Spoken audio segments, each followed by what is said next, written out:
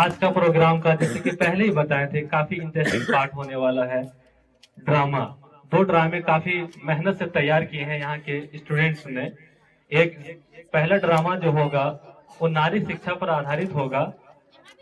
वो आप सभी के बीच में ये संदेश देने का कोशिश करेगा कि हमारे समाज में महिलाओं की शिक्षा, नारी शिक्षा क्यों जरूरी है, महिलाओं का पढ़ना लिखना क्यों जरूरी है और समाज में किस तरह से उन्हें पीछे रखा जाता है और उससे क्या नुकसान होता है और उससे किस प्रकार आगे बढ़ाया जा सकता है। ठीक है। और उसके बाद जो इंटरेस्टिंग होने वाला है वो है हेरा फेरी का एक सीन है, इसमें कॉमेडी का सीन है, काफी मजा आने वाला है। सभी उसके लिए एकदम तैयार रहे हैं। आप इतने परेशान क्यों दिखाई देते हैं? परेशान तो रहूंगा ना पार्वती, आखिर एक बेटी का बाप जो ठहरा।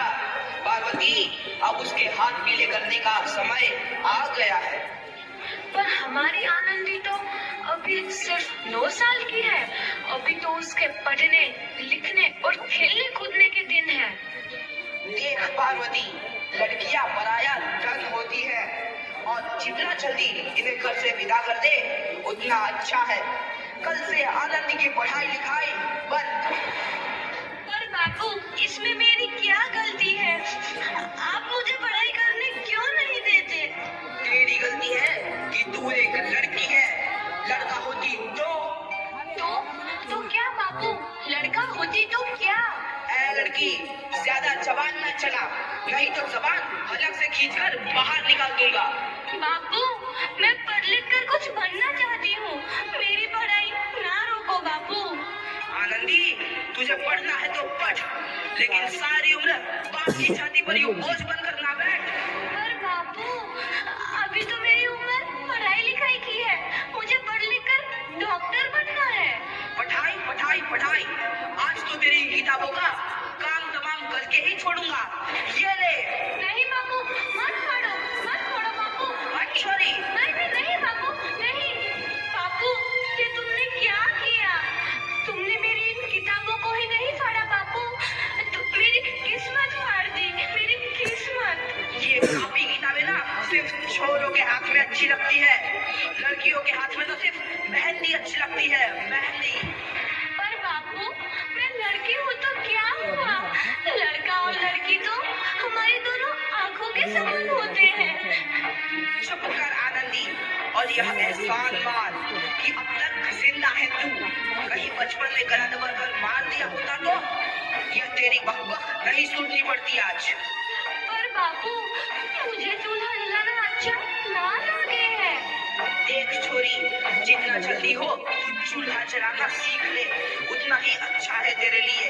और हाँ, तेरा ब्याह तो होगा, वो भी कल के कल। अबला जीवन है तुम्हारी यही कहानी। आंचल में है दूध और आंखों में है पानी। मुझे माफ कर दे बेटी, तेरे बापू के जिद के आगे मेरी एक न चलेगी। माफ कर दे बेटी, मुझे माफ कर दे। इस प्रकार मात्र 9 वर्ष की छोटी उम्र में आनंदी का विवाह गोपाल राव जोशी से हो गया। बाल विवाह एक सामाजिक कुरीति है और इस कुप्रथा का शिकार होना पड़ा आनंदी को। 5 वर्ष बाद आनंदी 14 साल की हो गई है। उसके घर एक शिशु ने जन्म लिया है। देखते हैं आगे क्या होगा। देखिए ना, इसे क्या हो गया है? इसका माथा तो अंगार की तरह तप रहा है। इसे तो बहुत तेज बुखार है। आप बिना कुछ भी बोलते हैं। दीजिए मुझे। माधव, जल्दी से वैद्य जी को बुला के लाओ। जी, अभी बुला के लाता हूँ। ये तुम क्या कर रही हो आनंदी? भगवान की विभूति लगा रही हूँ। बस करो आनंदी, ये सब अंधविश्वास है। अरे आप यकीन तो कीजिए, भगवान की कृपा से इसका माथा ठंडा हो रहा है और बुखार भी उतर गया है ना बाबू? देखिए, दीजिए मुझे। उठो बाबू, आंखें खोलो, तुम्हें तुम्हारी माँ बुला रही है। आंखें खोलो, देखिए ना इसे क्या हो गया है? आंखें भी नहीं खोल रहा। आंखें खोलो बेटा। आप चुप क्यों हैं? आंखें खोलो बेटा, आंखें खोलो। उसका आदत ठीक नहीं है, आनंदी, वही तो खराब कर रहा है। हमारा बेटा कभी आंखें नहीं खोलेगा। नहीं, ऐसा हाँ, कह नहीं रहा हो हूँ, नहीं सकता। जाऊँगा।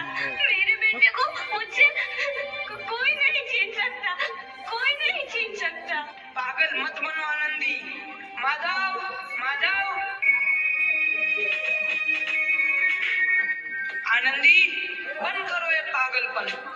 भगवान ने मेरा बच्चा छीन लिया। भगवान ने नहीं, तुम्हारी अशिक्षा और अंधविश्वास ने तुम्हारा बच्चा छीना है। अगर तुम पढ़ी लिखी होती तो आज हमारा शिशु जीवित होता। तुम अनपढ़ थी आनंदी, अनपढ़। नहीं, अब मैं अनपढ़ नहीं रहूंगी, नहीं रहूंगी मैं अनपढ़। मैं पढ़ूंगी ताकि कल किसी और आनंदी को इलाज के अभाव में अपना बच्चा ना खोना पड़े। शाबाश आनंदी, और यही तुम्हारे अपराध के लिए प्रायश्चित भी है।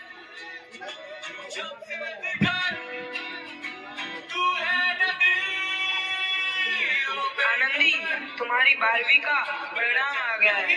तुमने पूरे कॉलेज में प्रथम स्थान अर्जित किया है। आनंदी, तुम्हारी मेहनत रंग लाई है। तुम्हें शिक्षा वृत्ति मिली है। ये लो तुम्हारे अमेरिका जाने की टिकट।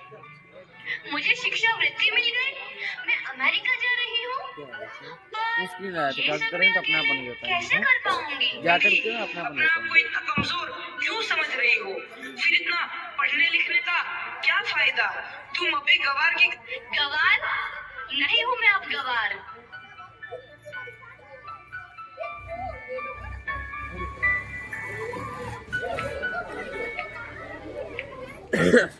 तो इस प्रकार 7 अप्रैल 1883 को आनंदी अमेरिका के पेंसिल्वेनिया के लिए रवाना हुई और 3 साल बाद उन्होंने डॉक्टर ऑफ मेडिसिन की उपाधि प्राप्त कर ली। इधर आनंदी के पिता की तबीयत बहुत खराब है। आगे क्या होता है देखते हैं। लगता है अब मेरे जाने का समय आ चुका है। अब मैं नहीं बचूंगा। ऐसा मत बोलो। शहर के सिटी हॉस्पिटल में अमेरिका से डिग्री लेकर कोई बड़ा डॉक्टर आया है। एक बार वहाँ चलकर दिखा लेते हैं। हाँ, सही बोला भैया। कम से कम दिल को तसल्ली तो मिल जाएगी। हाँ हाँ, चलो चलो जल्दी हॉस्पिटल चलते हैं।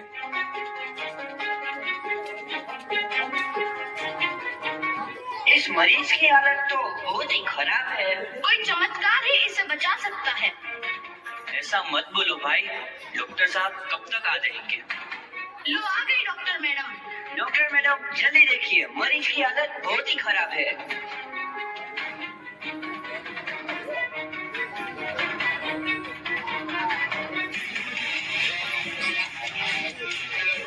अब आप बिल्कुल ठीक हैं। मौत के मुंह से आपको बचाया है डॉक्टर मैडम ने। डॉक्टर साहब ने मुझे बचा लिया। मुझे मिलना है डॉक्टर साहब से। डॉक्टर साहब नहीं, डॉक्टर मैडम बोलो। डॉक्टर मैडम, उन्होंने ही तुम्हें जीवन दान दिया है। लो आ गई डॉक्टर मैडम, मिल लो उनसे।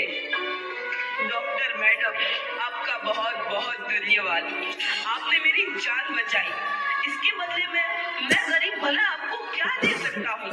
वचन, वचन चाहिए मुझे कि कभी ये नहीं कहोगे कि लड़कियां कुछ नहीं कर सकती। वचन? ये कैसा वचन? अरे श्यामलाल, तुमने पहचाना नहीं? तुम्हारी बेटी आनंदी। आनंदी? मेरी बेटी आनंदी? डॉक्टर? हाँ बापू, वही आनंदी जिसके लिए बचपन में तूने चूल्हा और दूल्हा के अलावा कुछ नहीं सोचा था। आनंदी, आनंदी मेरी बेटी, मुझे माफ कर दे। मैं तेरा गुनहगार हूँ बेटी। नहीं नहीं बापू, वही आनंदी जिसके हाथ पीले करके तुम उसकी सारी जिंदगी काला कर देना चाहते थे। माफ कर दे मुझे मेरी बच्ची, माफ कर दे। मैं तेरा अपराधी हूँ मेरी बच्ची, माफ कर दे। नहीं बाबू, मैंने तो तेरा एहसान चुकाया है। याद है ना अपना एहसान जो बचपन में तुमने मुझ पर किया था? ताने सुना सुना कर जीते जी मार डाला था मुझको। अब बोल, और किस किस को मारेगा?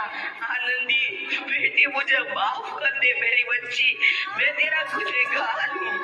बाबू, आपने ही तो बोला था किताबें सिर्फ बेटों के हाथ में अच्छी लगती है, बेटियों के हाथ में तो सिर्फ मेहंदी। बेटों और बेटी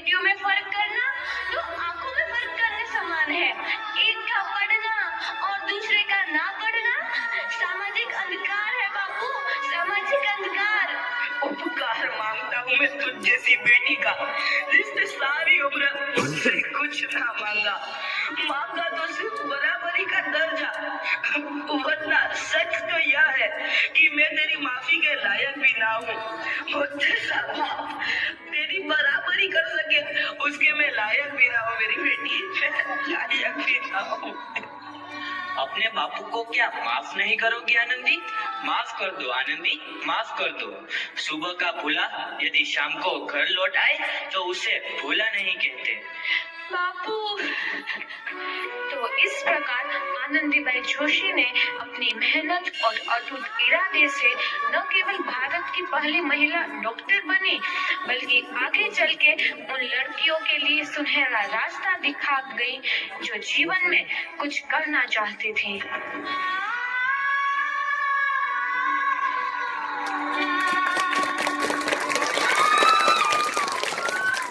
सबसे पहले ये बताइए कैसा लगा ये ड्रामा? अच्छा लगा ना? ड्रामा अच्छा लगना या ना लगना वो बड़ी बात नहीं है, लेकिन ये संदेश क्या देना चाहता है वो आप सभी गौर किए होंगे। आप सभी ने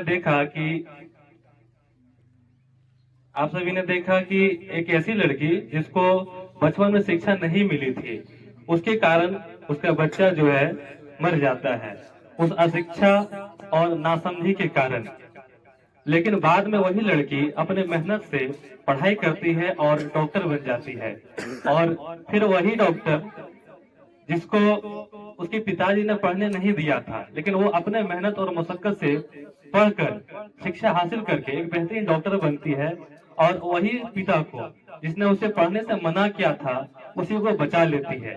इस तरह से हम देखते हैं कि अगर हम कोशिश करें, अगर हमारे अंदर में दृढ़ इच्छा हो तो हम लोग कुछ भी कर सकते हैं, चाहे हम जिंदगी के किसी भी पड़ाव में हो। एक बार अगर हम कोई चीज को ठान लेते हैं तो हम वो कर सकते हैं हर हाल में।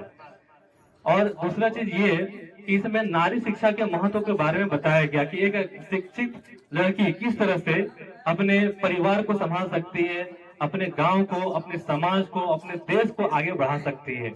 इसलिए हर लड़की को पढ़ने का अधिकार है और पढ़ना चाहिए। हम देखते हैं कि आजकल की लड़कियां जीवन के हर क्षेत्र में वो आगे बढ़ रही है, चाहे वो खेलकूद हो या शिक्षा हो, वो हर क्षेत्र में आगे बढ़ रही है। आजकल की लड़कियां पढ़कर डॉक्टर बन रही है, इंजीनियर बन रही है, पायलट बन रहे हैं, और जीवन के हर क्षेत्र में वो अव्वल बढ़ रही है और अपने गांव और समाज का नाम रोशन कर रही है। ठीक है, तो बहुत अच्छा